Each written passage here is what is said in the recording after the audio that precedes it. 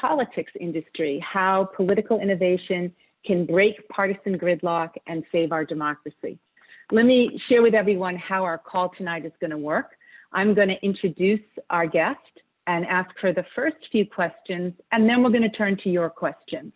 So if you have a question, put it in the chat, not verbatim, just the gist of what you want to ask along with your state. And then when I open the Q&A section, I'll be able to call on you. You'll unmute yourself, and then you'll be able to ask our guest directly. Our guest tonight is Katherine Gehl. Katherine is a business leader, an author, and political innovator. She was the president and CEO of Gell Foods, a $250 million high-tech food manufacturing company in Wisconsin. In 2015, she sold her company to focus on the urgent need for nonpartisan political innovation. She is a co-chair of the National Association of Nonpartisan Reformers. She is on the board of Unite America and the founder of the Institute for Political Innovation. In 2017, Katherine joined with the co-chair of the U.S. Competitiveness Project at the Harvard Business School, Michael Porter, and published a seminal article, Why Competition in the Politics Industry is Failing America. This year, they've expanded on their work in the politics industry, which is the focus of our conversation this evening. For me, the politics industry does three things powerfully. It exposes how the political industrial complex functions, how it prevents competition and innovation, how our levers of government have been taken over by the party apparatuses, both of them, and lays out the author's case for Final Five voting. So welcome, Katherine. Thank you so much for joining us this evening.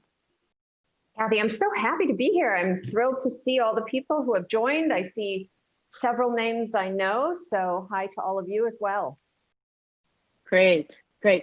Well, let me kick us off. I wanted to ask you to talk a little bit about your journey from business innovator to political innovator. And I know that you served in President Obama's administration. And I wanted to especially ask you what that experience was like inside the president's administration and how that experience contributed to your coming to this realization of the need for political innovation. Yeah, it's such an interesting question. I have definitely been asked how I came to political innovation, but not perhaps how that has intersected with the time I served in the Obama administration. So here's the story. They're actually separate. So I'm going to start with what no one ever asked me before, which is about my time in the Obama administration. So I was the CEO of my food manufacturing company in Wisconsin during the Obama administration. I could not move to DC and work there full time. So I was appointed, nominated by President Obama to the board of the Overseas Private Investment Corporation and then confirmed by the US Senate. And it gave me well, it was fabulous, first of all, but there's two insights for the purpose of this work. One, the Senate confirmation process was a mess. It was phenomenally expensive, extraordinarily time consuming, and then my nomination, which was not at all an issue, got held up for political reasons for, I think I remember, about 8 months, which meant that the board didn't have the people that they needed to function optimally during that time, just for sort of political horse trading. But the other thing is that once I was on that board, I will tell you, the Overseas Private Investment Corporation was so phenomenally well run. It was really a top tier organization, and the talent and the dedication of both the career people and the political appointees was of the highest caliber.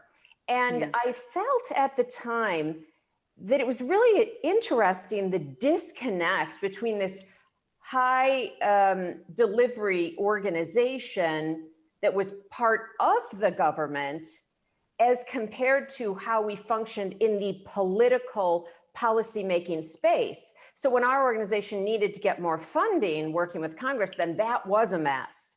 But when it did what it did, once it had the money to do that, it was really everything we would want. So I think that I'm a big, I believe in our country and also in government. I think there are things that government does phenomenally well that the private sector can't take over for, and this was certainly one of them.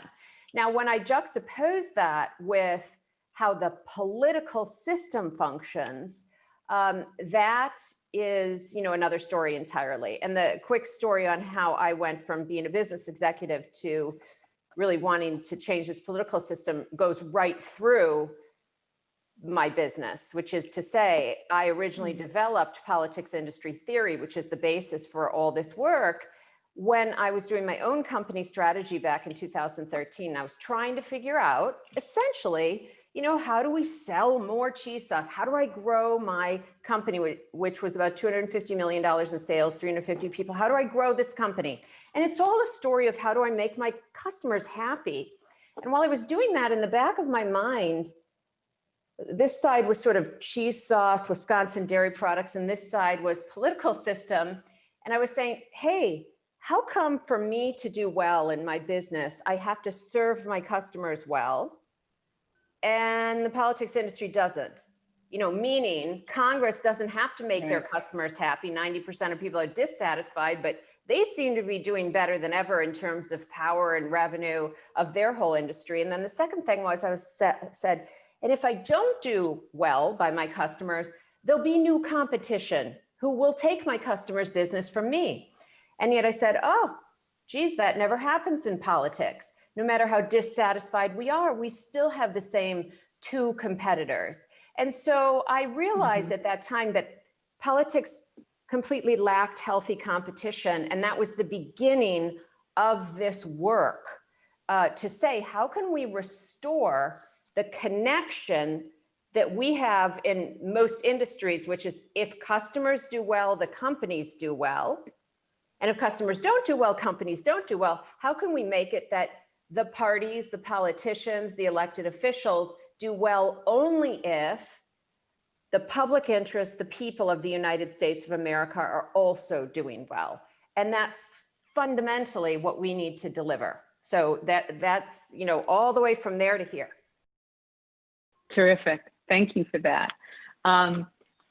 In the book and in your day-to-day work, and this is one of the things that I think I have deep respect for, is that you didn't just write a book, you're out there working on this issue every day, Katherine, and that makes a big difference.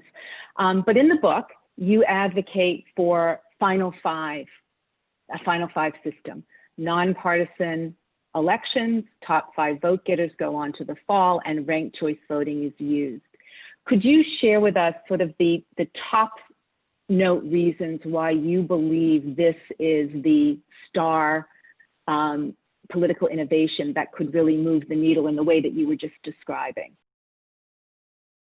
Sure. So I think we all know, because if you've come tonight, it's because you're likely deeply concerned about the democracy and politics, and it's probably not something that you just came to, in the last week or so. So we have all heard of over time so many different things that we should change. We should fix this and that. We should deal with term limits in the Electoral College and right to vote and ballot access laws.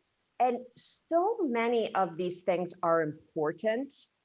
So many of them, maybe the current situation doesn't match our ideals, and we want to keep perfecting our democracy, and indeed we need to do that. But here's where I came out in focusing on Final Five. I don't say other things aren't important. What I say is, if we have to make the best choice of our time, resource, money, interest, evangelism, focus, organizing efforts, where are we going to get the most bang for the buck? That's the main question. And so I said,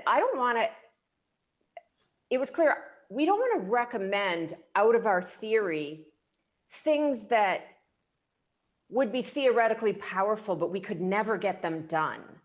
Like, so for example, we don't recommend any constitutional amendments in our work. Now, certainly it's still worth working on constitutional amendments because there will come a time when we can pass them, et cetera, but it's not the easiest path right now. So we wanted to recommend things that were both really powerful and also really achievable. And specifically by powerful, I mean, what we want out of our work is that the things we change affect the likelihood that Congress will deliver legislation and policy that's in the public interest. So we're not here to say, oh, let's see if we can change who gets elected, or oh, let's see if we can make something feel more fair, although all those things matter.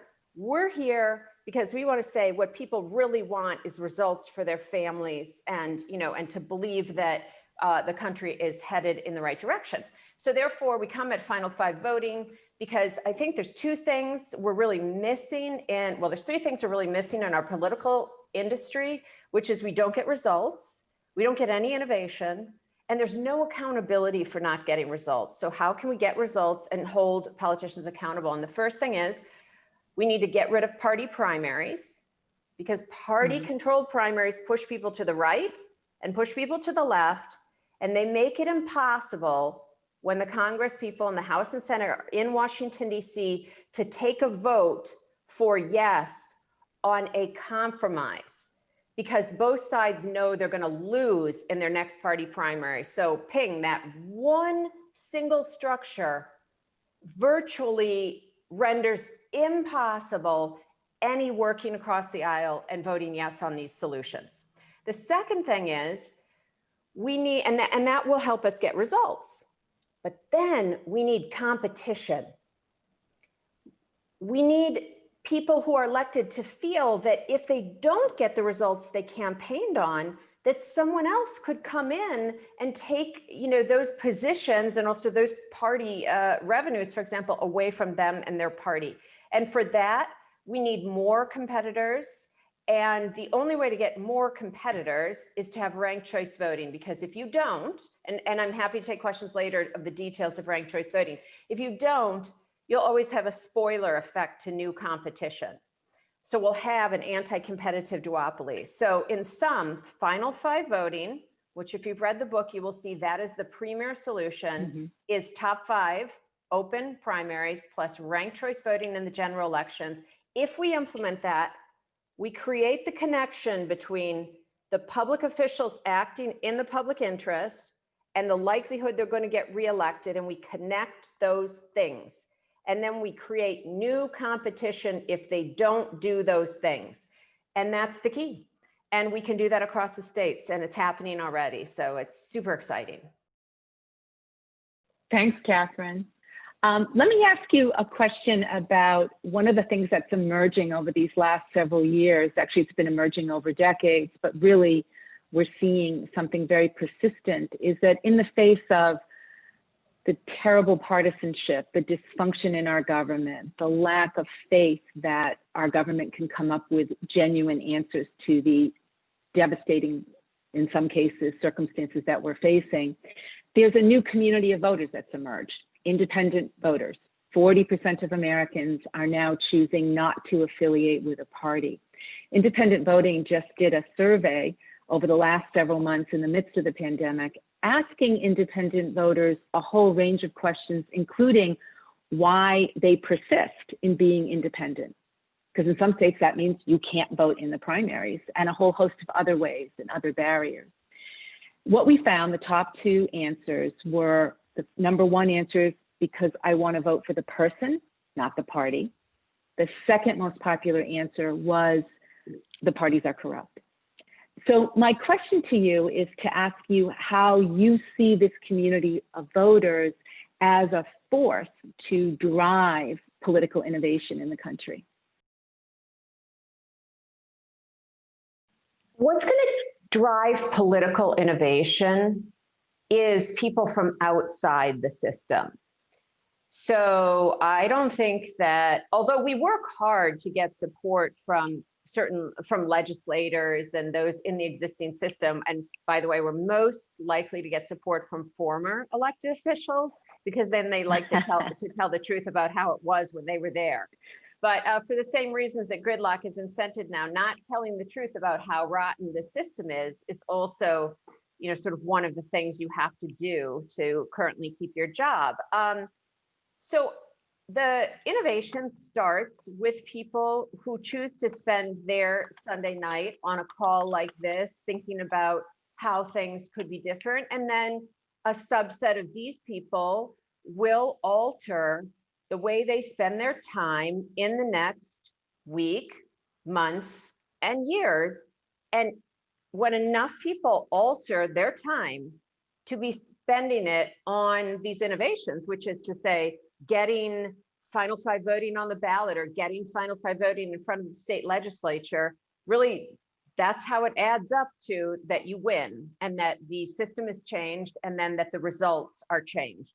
So it's, there's nothing really magic about it in any kind of way. And I think that independent voters have already, it's like I think of it kind of like a funnel. Like first you have to be one of those people that says, yeah, I don't really like this. And then you have to sort of start to say, yeah, and it shouldn't be this way. Not just that I don't like it, but it's wrong. It's wrong that I don't like it and so many of my neighbors don't like it and that our country isn't making the progress. And then you should say, and it doesn't have to be this way. And you keep kind of narrowing down that funnel. And hopefully at some point in that funnel, you come across a solution, which I would propose to be Final Five voting, that you want to invest in, and you become one of the people who changes what you do with your time so that you're moving for, reform. And actually, it's interesting. So I've seen someone in the chat, and I had seen he was on earlier, Mike Otten, and maybe he'll speak up a little bit later. He came to an early presentation that I did with my co-author, Michael Porter, and he got together with several other Harvard Business School alums in the New York area, and they put a group together. They changed how they've spent their time, and they're working towards these innovations in their area. And that's really, where it goes. So I think independent voters are already one or two steps closer to being the ones who are ready to say, not just I don't like it, but it must and can be different. Thanks, Catherine. Yeah, I think that that's right. I love your funnel analogy. You wake up and you go, wait a minute, what's wrong here and what can I do? And for many people, that first step, it's almost like an act of civil disobedience. They can register outside the system. And I think that's a starting point. I think it's so interesting how many of us and how many of our friends and neighbors and family, complain about the system and yet don't actually believe it could ever be different. We kind of think it's sort of meant to be this awful. And yes, democracy is super hard. There's nothing in me that suggests that even what I, advocate for will create some utopia that isn't a challenging situation of, structure of self-government. But it is amazing. A friend of mine calls it learned helplessness. Like we all just think we really have to take these, bad choices year after year after year, and we don't, as you guys know, which is why you're here. Exactly. Yeah. I think that's one of the great things about the book, Catherine, is that I think it does something to impact on that learned helplessness, because it peels the curtains back and says, oh, let's look at this objectively, because I think so many Americans just take for granted that a two-party system equals democracy. And of course, it doesn't have to. And nor do we have to let those two parties run government for their own behalf, on their own behalf. I'm going to ask you one more final quick question, and then we're going to go to the questions in our chat. We have lots of great questions, but I couldn't resist. I know that you've traveled a great deal across the country, speaking to business leaders and speaking in the business community and making the case to them for them to invest in and become involved in political innovation. And I wanted to ask you whether you're seeing a change in how the business community thinks about the political parties and the two-party system. What's that looking like? Yeah, so there is a change. I mean, first of all, there's the business community, these business leaders that I spend time talking to are part of the national, race towards zero satisfaction with Washington, D.C. So they're on the same downward trajectory as, you know, as we all are. And so that's not unusual. What I think is interesting is that at the same time as businesses and business leaders are grappling with their responsibility within capitalism to all stakeholders in, you know, all stakeholders, instead of just this traditional responsibility, which has been to the bottom line, you know, shareholder financial responsibility. I think that that is opening up and is sort of participating in their reawakening on what they may owe to the democracy, as well as their power there. And here's one of the, that doesn't mean that I expect that really soon we're going to see an enormous number of business leaders coming out in favor of this, but it's absolutely happening. I'm going to give you an example. So a CEO of one of the major corporations in the world, like one of our largest, I don't know what his company must be in the top, it's certainly in the top 50 companies in the world. He read the book and he reached out by email. And now we are having, you know, regular meetings about how to get the, you know, top 50 global CEOs involved. And that we would not have seen 5 years ago. And I also don't think you'd see it without this particular message of competition. But they have to take their time to figure out how to, you know, they still have responsibility to the company, like how to mesh this in. And the main challenge here, I think, is that it's hard for lots of people, and it's also hard for these business leaders, these CEOs, to imagine that anything can truly be nonpartisan. Like everybody is still trying to figure out which of the two final 5 voting, which is what I'm recommending, right? But who is that really going to benefit? And I'm like, no, you're still missing it. It's not about the two. It's about them. It's not about them at all. It's about us. It's about the public interest. And then it's about the many, and it's about the results. It's not about who gets elected. It's about what the winners are incented to do. And that is about as nonpartisan, you know, as we can get when we talk about structural reform. So that's the dialogue that we have. Thanks, Catherine. What a that's so important. I'm so glad that that's emerging and deepening. Yeah, well, let's go and take some questions. First of all, I'm gonna cheat and quickly read you one. Howard from Brooklyn asks how people can get one of the mugs like you're using for the politics industry. Yeah. You know what, Howard? We don't sell these, but I'm going to send you one because it's so lovely of you to have noticed this. So if you can just put your address in the chat, Howard. I think you're not on my front screen here. Then I will send you one. Thank you so much. Kathy, can you make sure I get Howard's info after this? I will. I'm making a note. We'll make sure you do. Yeah, absolutely. Well, let's go to Katana. Oh, wait, I would say one more thing. And then Howard, maybe if you ever see I'm speaking like somewhere else in a Zoom, you could come on the call and then you could drink your coffee out of the mug and I could drink mine, and that would be really cool. Excellent. So Katana, we're going to come to you in Tennessee. If you just have to unmute yourself and then we should be able to hear your question. Good evening, Kathy. Good evening, Catherine. Thank you for being here and thank you for the wonderful book. My question for you is, given the severity of disunity in the United States created by the two-party voter prison system, aka the duopoly, how do you propose creating unity without a a unified local plus national effort approach to changing the rules of the game? Great question. So believe me, Katana, I would love to have the belief that sort of a centrally organized,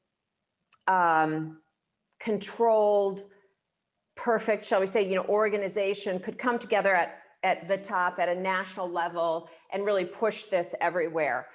But there are two reasons why that doesn't happen. And the first is the nature of systems. So, you know, if we just think of sort of like what comes first, chicken and egg, and you just go like that. So any system is just a larger version of what comes first. So does the divisiveness come first, or the parties come first, or the divisiveness? And really they keep feeding back into each other. So the rules of the game feed into the division, and then the division feeds into people willing to sort of push those rules of the game even further and make them even more divisive and more unfair, et cetera. So when we discover a system that isn't working, there's a lot of things in it that aren't working. So it's not just these rules of the game that I want to change that are the ones that aren't working, but these rules of the game, the party-controlled primaries and ranked choice voting in general elections, these are the ones we can change. So the question in the system is not what should you change, because there's usually about 10, 50 things you need to change. The question is, which of those things could you change? And then when you get in and change the one that you can change, it actually makes the other things easier. So it's saying, where is the leverage? Where is the point of entry? Where is the back door into this dysfunction? So instead of saying, because I agree with you, if we could have a national movement to come together, that would be in and of itself helpful, and then being more unified would make it easier to change the rules. But we can't make that happen. So we have to make happen the rules changes, and then the competition becomes a competition which is far less incented to divide people in order to win. And therefore that begins to alter the divisiveness, and that becomes a virtuous circle instead of a vicious circle. Thank you. Thanks, Katana. Thanks, Catherine. We're going to go to David Belmont now. And I'm going to, just to let everybody know, I'm going to jump around the chat because I know that we have a bunch of questions that came in a little bit later. So hang in there. We'll get to as many as we can. But David. Hey. You have to unmute. There you go. I'm unmuted. Great. Thank you, Kathy and Catherine. David. In March of this year, legal scholar Kermit Roosevelt gave an interesting lecture on his historical look at the U.S. Constitution as a living document. During the Q&A, he was asked what the biggest current challenge to further development of the Constitution was. He said, partisanship, because party loyalty now dominates over loyalty to your particular branch of government, thereby eroding the checks and balances and separation of powers critical to the continuation of constitutional law. Do you agree with Roosevelt's observation? And if so, how do you see it impacting on the possible transformation of the political process? David, what's the gentleman's name who gave the speech? Kermit Roosevelt. He's actually the great-great-great-grandson of Teddy. Okay, that's pretty cool. My son just turned 3 and he's Teddy. I named him after Theodore Roosevelt. So there you go. All for Kermit Roosevelt. Yes, I agree exactly with what he said. And it was Kennedy, who said in his inaugural, "We don't do this because it's easy. We do this because it's hard." I know that we can pass Final Five voting in states across the country. I know it won't be easy, but it's eminently achievable. And here's how it will happen. Article 1 of this Constitution that Roosevelt was talking about gives the power to change the rules of elections to every state individually. And so that's what's pretty fabulous about this. We don't have to get the national movement and get everybody across 50 states to agree, or Congress to pass a law, or we don't need a constitutional amendment. We need state by state, the state legislature to pass a bill and the governor to sign it, or in half the states, we can use a ballot initiative where the people can use signatures to get Final Five voting on the ballot, and then the citizens can vote for it. And that is achievable on a state-by-state basis right now. I mean, it's happening. Alaska is going to vote on November 3rd on Final Four voting. So this is exactly what I propose, which, with the exception of they will advance 4 candidates from their primary to the general election rather than 5. But I also love Final Four voting. Can't wait. I'm a big supporter of what they're doing in Alaska. And I actually call that the other swing state. So while you're watching all the other results on November 3rd, be sure to watch Alaska to see what is happening there, because I think that type of effort is what's going to swing us away from the current trajectory. And so it's this individual state laboratories of democracy that is going to make us change. Because Kermit Roosevelt is right, you're not going to change the Constitution right now, because you need national agreement to change the Constitution. But you can power through in a state in a way you cannot make the nation agree. Thanks, David. Thanks, Catherine. We're going to go to Paige now in Michigan with an interesting question about kind of one of the basic tenets of the book. Paige? Hi, Catherine. Hi, Paige. So, hello again. My question is about kind of that principle of competitiveness. And it seems to me like businesses are primarily concerned with their profitability, yet government's primary purpose is not that. So I'm wondering if you've considered or thinking about if there's any concerns with using competitiveness as a marker for success just due to the business principles possibly coming into tension with the purpose of our government, and what you've thought about that. Yeah, it's a good question. I think it's sometimes you have to, explain what you're really getting at here. So I'll say a couple of things. First of all, we are never saying that government should be like a business. Okay, so in fact, our work is not about government. It's not about the Overseas Private Investment Corporation government, where I was on the board and I said it ran so well. Our work is about the politics industry, which consists of private gain-seeking organizations. I mean, everybody in the politics industry, with the exception of the actual elected officials, which I'll get to in a moment, are mostly for-profit entities.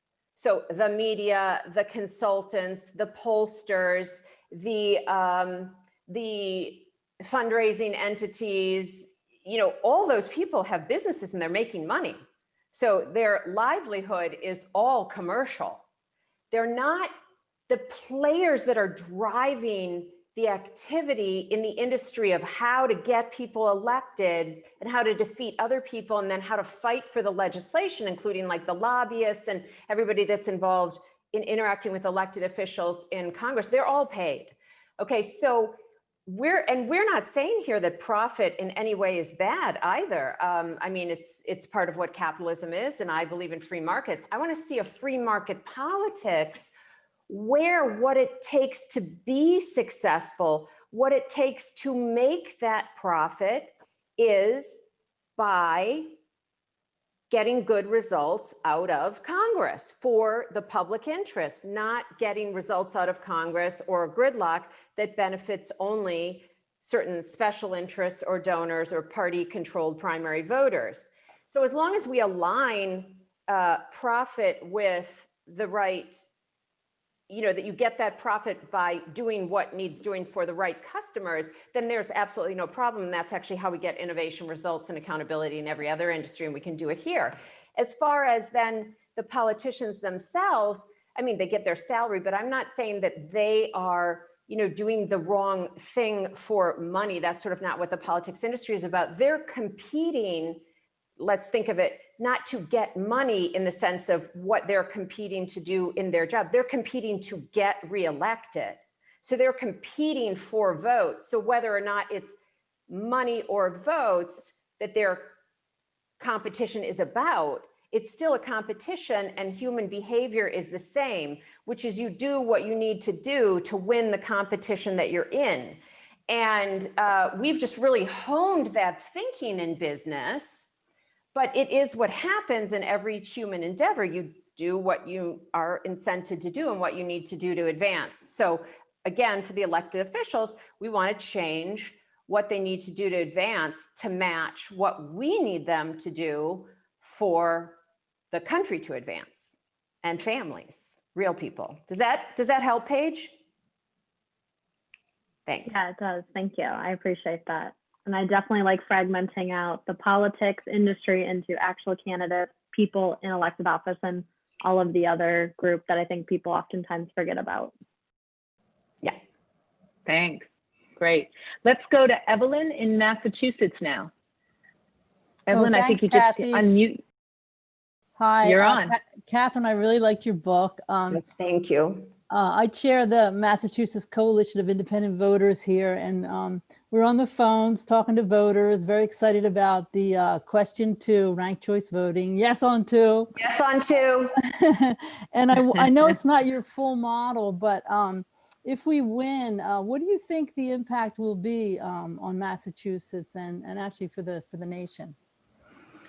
Yeah, so Evelyn, let me expand that a bit for everybody else on the call. So what Evelyn is talking about is that there is a ballot initiative that Massachusetts voters will vote on November 3rd, just like I referred to Alaska is going to vote on Final 4 voting. And by the way, it's measure 2. So yes on 2 in Alaska. And then Massachusetts is going to vote on ranked choice voting on measure 2. So that's yes on 2 in Massachusetts.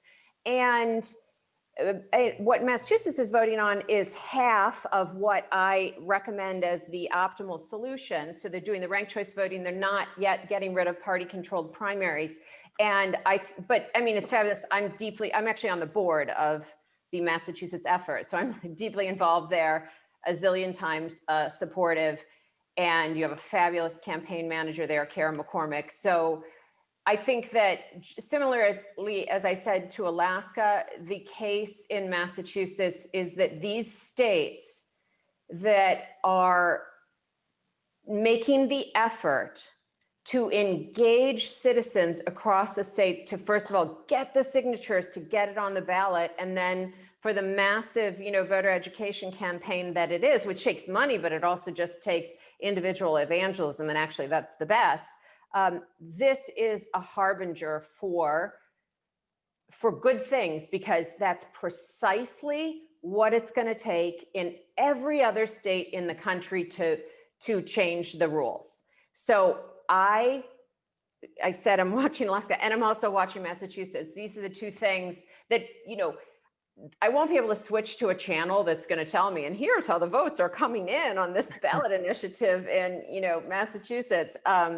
But I will be texting, in quite a lot of communication with the people in both of those states to really understand how that is looking. And I believe they will come in as a yes. And so thank you, Evelyn, so much for everything you're doing there. Whatever I can do to support you. Thank you. Great.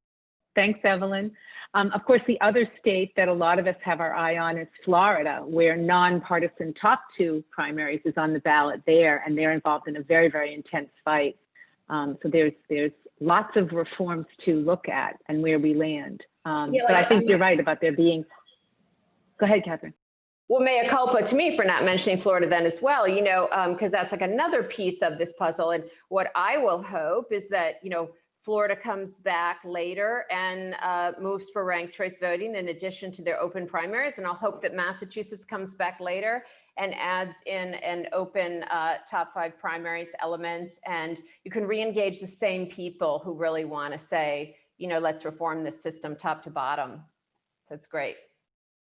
I think that's important, because I think part of what we have to do as a movement is we're building a new set of muscles from the bottom up. Yeah. And so if you can develop those muscles to win a reform, and of course, for Massachusetts and Alaska, they had to go, and Florida, I think Florida was done, but in Massachusetts and Alaska, they had to go through petitioning in the midst of COVID. And so they built some strong muscles there. Let's go to Harry in New York. Harry, are you there? You have to unmute yourself. Hi, yes. Okay. Hi, we can Catherine. hear you. Hi, Harry. It's nice to see you again. I think that your analysis of what's wrong, partisanship, members of Congress and other legislative bodies acting on the basis of their fear of being primaried in a partisan primary, is very insightful and very important. What I don't feel completely comfortable with, and I'd be eager to hear your response to this, is the suggestion that there's a magic bullet. Open primaries, top 5. I just think that our problems culturally, economically, politically, historically are just deeper than that. And so, for example, how does,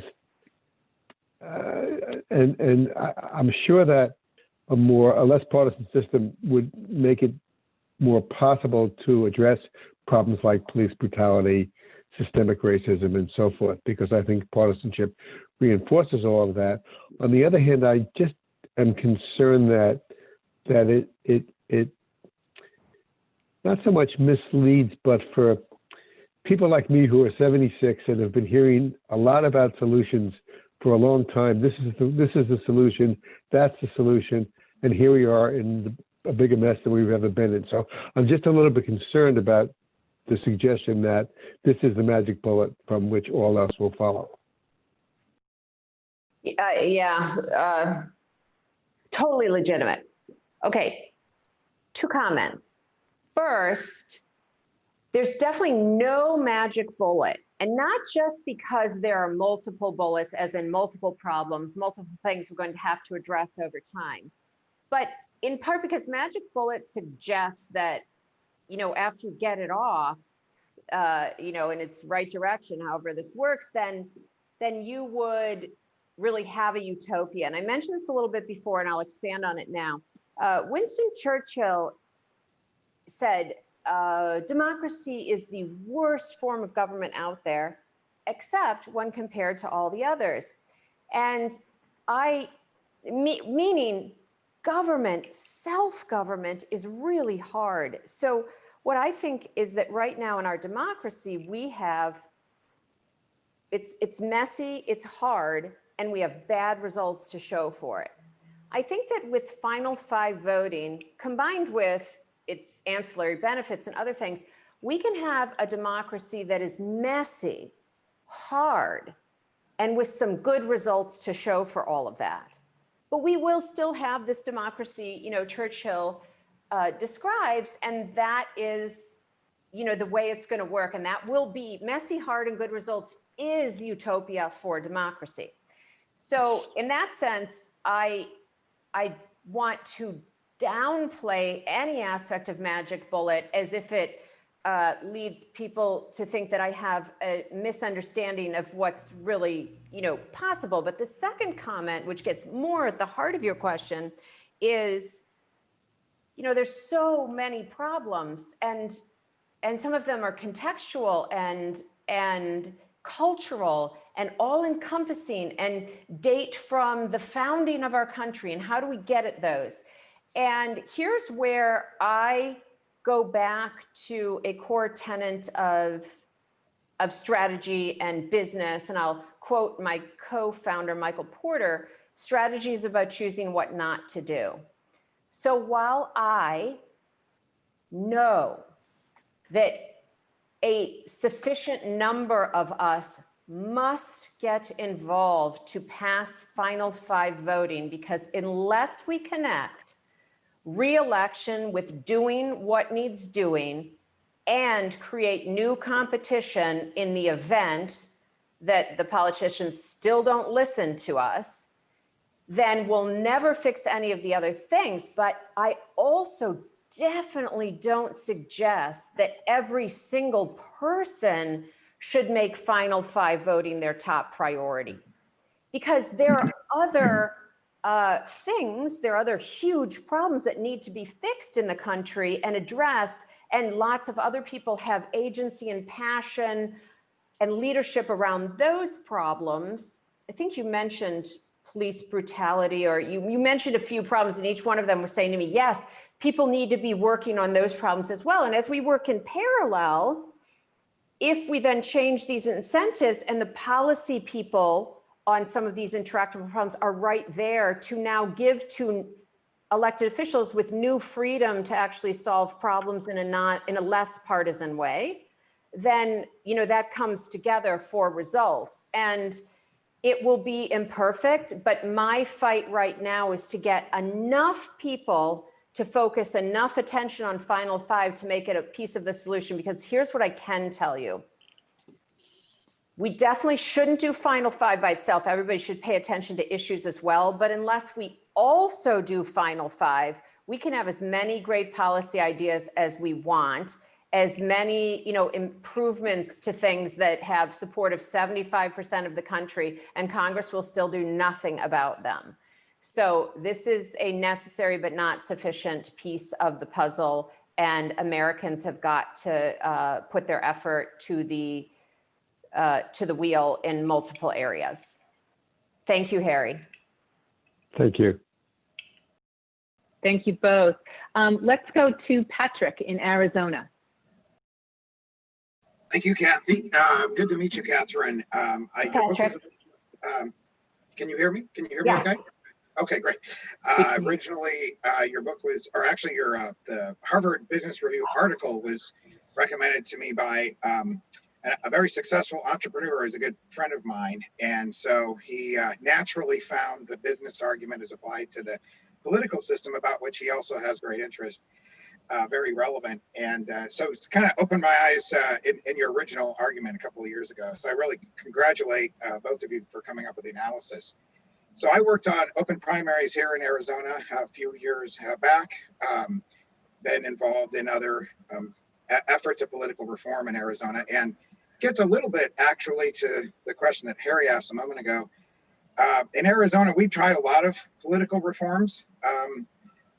Many of them have improved certain things. For example, we have an independent redistricting commission, which today has made Arizona's 9 congressional districts include 3 to 4 of the most competitive districts in the country. Wow. So independent redistricting can make a difference. Didn't make as much of a difference in our state legislature as it does in the congressional one, but it, little by little. Mm-hmm. Nonetheless, there have been other reforms. For example, we've had a campaign finance reform measure here that eventually got eroded and essentially eaten away by the parties and the political interests. And today it's a rather weak program, and very few people participate in it. So it leads to my question, which is, do you have any sort of notions of how, once you get reform, hopefully Alaska, Massachusetts, Florida, wherever it happens, once you get it in place, of following it up with essentially an additional political movement to take advantage of the new system that hopefully will forestall as much as possible the parties, the powers that be that have the capture of the current, capture is an economic term in business, right, with government, the capture of the current model, so that you can forestall their effort to capture the new system. Yeah, Patrick, you're right. There's going to be an ongoing battle, and I don't mean that like a good versus evil battle, but just a battle, which is to say that organizations and humans will constantly optimize under the system that they are in. So when we change these rules, then all of those players in the political industrial complex will work to figure out how they need to engage the best to, do well in that system. Now, my hope, candidly, is that they will find that this new politics industry doesn't necessarily make their lives worse. Like, for example, the elected officials in Congress, all the people except for leadership who would be elected under these rules of the game will actually have better jobs, because they'll have more freedom to do what needs doing, and they won't be under the thumb of leadership in the same kind of way at all. And so I tell, elected officials, I say, look, there's no layoffs. We're not getting rid of any jobs. You could just win again. And now you get to do what you want to do instead of what you're told to do by, Mitch McConnell or Nancy Pelosi. You can listen to your constituents instead of, this partisan team you have to be in lockstep allegiance with. So I think that there are I think in well-regulated industries, regulation hits the right balance between sort of being good for the customer, but still allowing companies to flourish. And there's never any exact right amount of regulation. But my point is, I think that we've made some mistakes in the rules that we've tried to implement that have had unintended consequences in our politics industry, and that, you know, this is now some of the reason why we know, why we can make the case in the analytical case that final five voting is the best option available to us right now, is because of everything we've learned from some of the things we've tried before that either haven't been powerful enough or aren't achievable or achievable enough. And so we can know that we should go this direction. But nonetheless, we will have to pay attention ongoingly. Thomas Jefferson said, or he didn't really say it, but he's quoted as having said, there is, we don't have government by majority in America. We have government by the majority who participate. And historically, I always thought that meant I needed to participate by voting.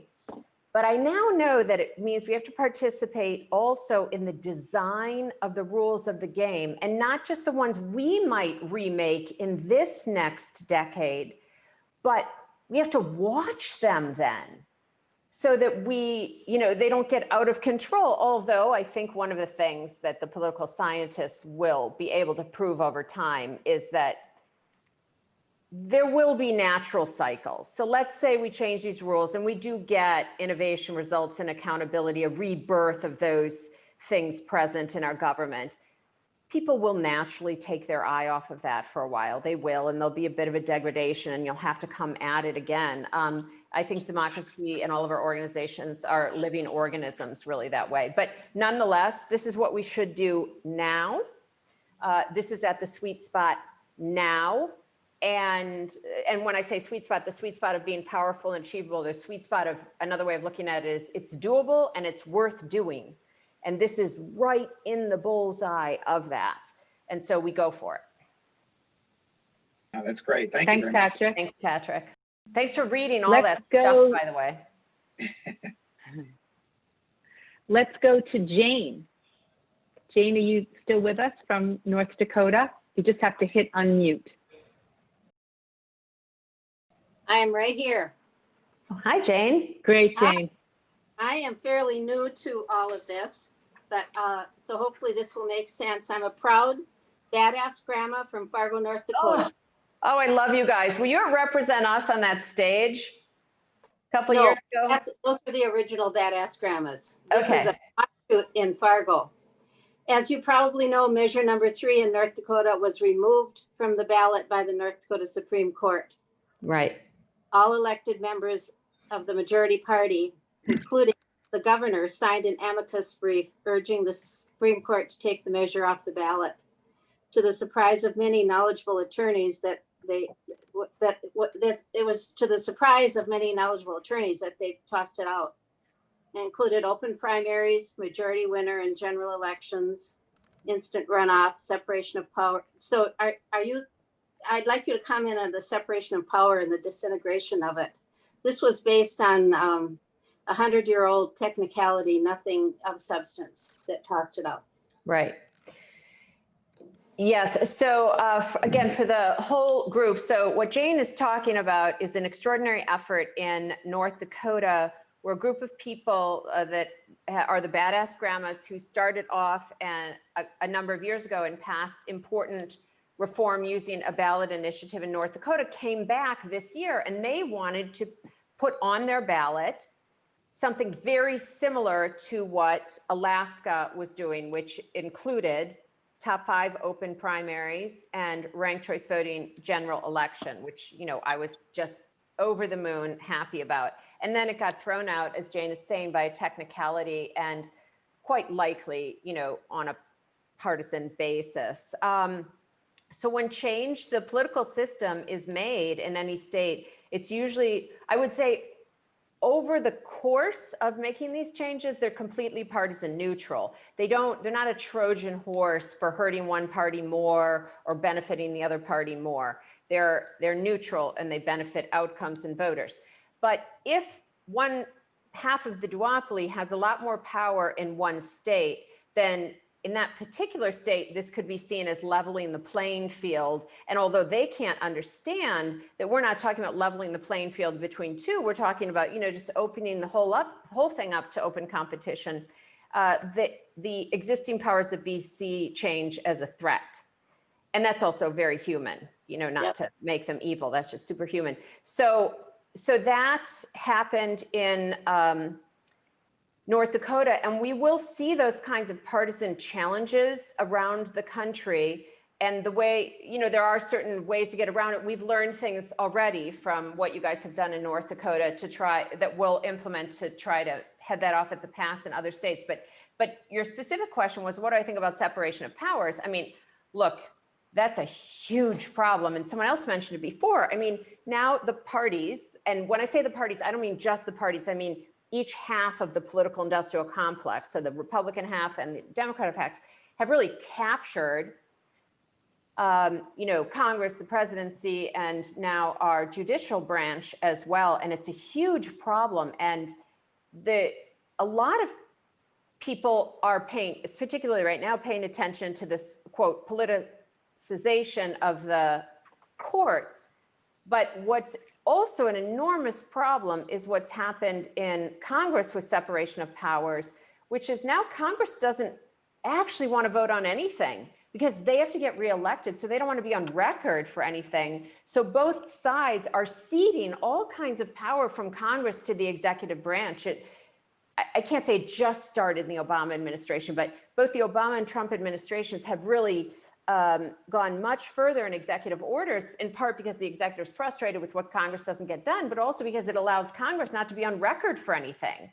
And we can see that now when we go, and have military action, we no longer ask Congress to declare war. We just, let the president be responsible all by so far himself. And we, authorize it under the War Powers Act, that we had passed, I think, back when we invaded Afghanistan. I may not have that fact exactly right. So it's a huge problem. It's one of the problems that I would say it would be powerful if we could change it, but there's no direct access to changing it.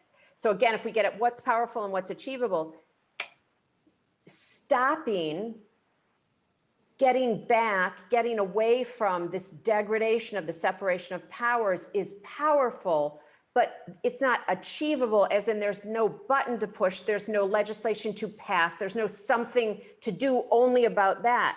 So we do this thing, the final five voting, and then over time, it's not that final five voting automatically fixes that, but it either starts to fix it or it makes achievable later some legislation that might fix it. So final five voting is mostly what we need to do first, because it will enable some other things later when we figure out what's next. It's like I say, if you have a highway and there are a lot of bottlenecks, the moment that you clear up, you do road construction, you clear up one bottleneck, it's not that now the system has no bottlenecks. It's just that you don't notice this intersection as the bottleneck. You notice the next intersection as the bottleneck. So after we fix things with final five voting, we will find other bottlenecks, and those of us should, stay concerned, pass the baton. I don't know if I'll do the next bottleneck or I'll pass the baton to the next people for the next one, but that's what we do in democracy. Thank you. Thanks, Catherine. Thanks, Jane. Thanks for being with us. We have so many more questions than we have time for. And they're really great questions, and I really appreciate everybody sharing them. Maybe we'll pull them all out of the chat at the end of tonight. Thank you so much. It's been a really great conversation. Of course. Good. Yeah. I'm sorry to interrupt you, but I want to end with just a little something before you end, Cathy. I know you're ending, but I want to say, so this seems so big and overwhelming sometimes, but I'm all over the country with this right now. I mean, the level of optimism that I have about the momentum that's growing for this, I just want to share it with you. And I had lunch the other day with a woman I went to high school with. We stay friends with people we went to high school with in Wisconsin. And she said to me, aren't you surprised that you have gotten this far in Wisconsin? Because we have, Democrats and Republicans and people from all across the state and different ideologies and different backgrounds together. We're building a huge coalition. And she said, aren't you so surprised? And I said, no. No, I'm not, because I have just always thought that if we, not just me, but any of you here, take this to our fellow citizens who love this country the way we do, they're not going to say, oh no, let's keep it how it is. No, this thing is great. I want to keep being divided. I can't think of anything better. No, they're going to finally say, yeah, well, if I thought my only two choices were, these two teams, I was going to go full at it. And if it required division, because the other side has been made to be evil to me, I'm for division. But in the end, nobody wants that. So once we provide not the answer, an answer, and not even an answer, once we provide a path forward, people say yes. They really do. They say yes. So I said to my friend, I just thought that if we took enough time, had enough patience, that people would say yes, because nobody wants to say yes to what we've got. And this is really exciting. So one thing, when you guys go into this holiday season now, even if your holidays are with your family on Zoom, please try to have this conversation. Please buy my book, not to buy the book, but all the proceeds go to the work. Please send the Harvard Business School article around, which is for free. Please get the word out there, because you can have a whole conversation and never say the word of a single current candidate for office. You can have this conversation with everybody, and it's about the country that we all love. So thank you so much. Thanks, Catherine. Oh, thank you so much. I think we've all found tonight's conversation both inspiring, thought-provoking, great questions, everybody. And I agree, there is something afoot in this country of the American people saying there has to be a pathway forward. And I think people are beginning to say, and maybe it's up to us, which it is. So let me just show the book again. We had a question in the chat to see the book, The Politics Industry. And you can also, as Catherine said, you can also send out the original Harvard Business School article, it's got the kernel of the book, although I highly recommend the book. I can't believe we are out of time. Thank you, Catherine, for spending the hour with us, and thank you for your work across the country. Couple of announcements for everybody, ways to continue our conversation. But before I go there, let me tell you what our next book is. Our next selection is In the Balance of Power. We're going to show you an image there. Independent Black Politics and Third-Party Movements in the United States by Dr. Omar Ali. We're going to talk with Dr. Ali on Sunday, February 7th, kick off Black History Month. So lots of time to get a copy of the book and dig in. I think we're all going to love a look at some history that we're not genuinely taught. Very, very interesting work. And then my next announcement is that Independent Voting's president, Jackie Salit, is hosting a post-election briefing on Zoom on Sunday, November 15th at 7 p.m. Eastern. You can sign up for the event at independentvoting.org, and we're going to throw those links in for you. And then my final announcement is that every Wednesday night, The People hosts a virtual coffee hour where Americans across the country can come together and create a conversation. And the conversation topics vary, and I think people would love the opportunity to do that. And to find out more about that, you can go to thepeople.org and sign up there. Thanks so much. Catherine, thank you for your book and your work. I know our paths will keep crossing and we'll be in conversation. And good night, everybody.